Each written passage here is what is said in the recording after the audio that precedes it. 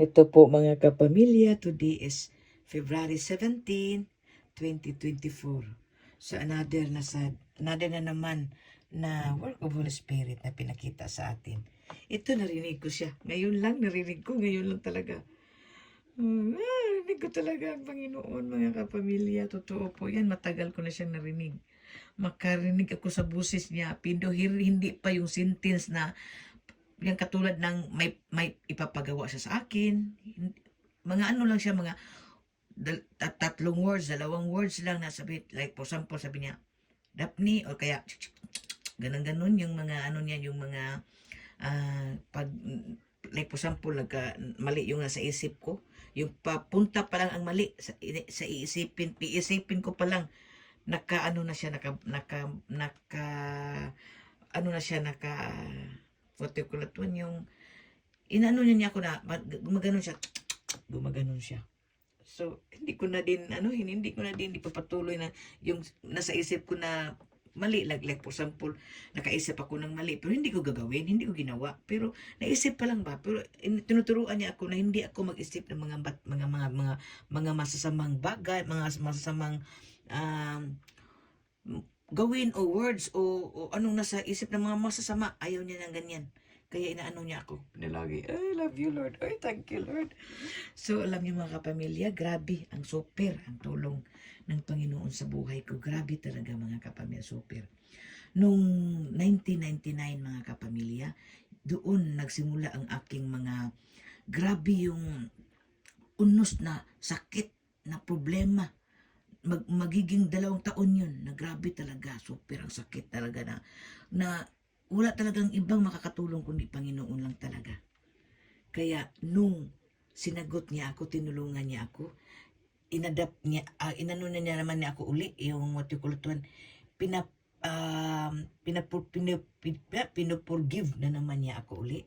So ayun dun, grabe mga kapamilya, until now. So kaya nag-ingat talaga ako na hindi na magkasala pang muli para maipakita ko na naman sa kanya, ibalik ko naman yung pagmamahal niya na ginawa niya sa akin. So ayun mga kapamilya. So since no 1999, dun ako nagsimula na iano ko talaga yung buhay ko, tinuruan ko na hindi na magkasala pang muli. Tapos humingi ako ng guidance sa kanya na tulungan niya ako na hindi na ako makagawa ng kasalanan. Iwala ko na yung mga sakit ng mga ginagawa ng mga tao sa akin. Yung hindi ako magtanim ng galit sa kanila. Tulungan niya ako. So ayun, tinulungan ako ng Panginoon mga kapamilya.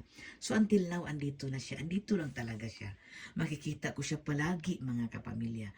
Kung pwede pa lang, kung madiritso ko pa lang o kaya kung always ako gumamit o nag-hold nitong cellphone ko, siguro makunan ko. At yung voice lang talaga, hindi ko talaga ma-record yung voice niya. Kasi ang hirap Hirap. Kaya ito lang mapapakita ko sa inyo. So kung sino pa man dyan gusto makita yung mga works of Holy Spirit, andyan po sa aking album. Makikita niyo po. Kasi ina-album ko yan dito sa Facebook. Ang title po, Work of Holy Spirit. So tingnan niyo po, andyan po.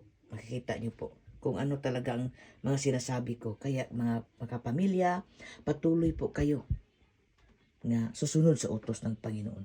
Kung gusto niyo maging masaya ang inyong buhay, kung gusto niyo makamit ang mga gusto niyo pala sa inyong mga anak na makapagtapos ang pag-aaral katulad ng mga anak ko, nagiging professional na dito pa sa Norway.